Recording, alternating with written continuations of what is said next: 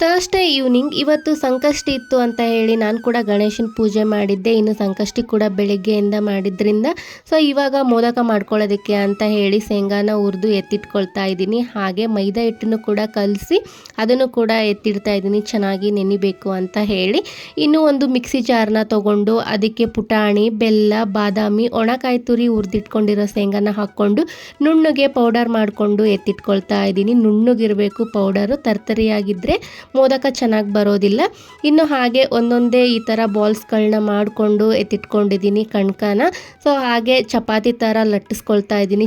ಚಿಕ್ಕದಾಗಿ ಈ ರೀತಿ ಚಪಾತಿ ಥರ ಲಟ್ಟಿಸ್ಕೊಂಡು ಮಾಡಿಟ್ಕೊಂಡಿರೋ ಪೌಡರ್ನು ಕೂಡ ಇದರೊಳಗೆ ಒಂದು ಸ್ಪೂನ್ ಹಾಕ್ಕೊಂಡು ನಾವು ಕಡುಬನ್ನ ತುಂಬ್ಕೊಳ್ತೀವಲ್ಲ ಅದೇ ರೀತಿ ತುಂಬ್ಕೊಂಡ್ಬಿಟ್ರೆ ಮೋದಕ ಕೂಡ ರೆಡಿ ಆಗಿಬಿಡುತ್ತೆ. ಇದನ್ನ ಎಣ್ಣೆಯಲ್ಲಿ ಗೋಲ್ಡನ್ ಬ್ರೌನ್ ಆಗೋವರೆಗೂ ಕರೆದು ಹಾಕಿದ್ರೆ ಮೋದಕ ಕೂಡ ರೆಡಿ ಆಗಿಬಿಡುತ್ತೆ. ಹಾಗೆ ನೈವೇದ್ಯಕ್ಕೆಲ್ಲ ಇಟ್ಟಿದ್ಮೇಲೆ ಗಣೇಶನ ಟೆಂಪಲ್ಗೆ ಹೋಗೋಣ ಅಂತ ಟೆಂಪಲ್ಗೂ ಕೂಡ ಹೋಗಿ ಅಲ್ಲೇ ಪ್ರಸಾದ ಇತ್ತು ಅಂತ ಊಟ ಮಾಡ್ಕೊಂಡು ಬಂದ್ವಿ.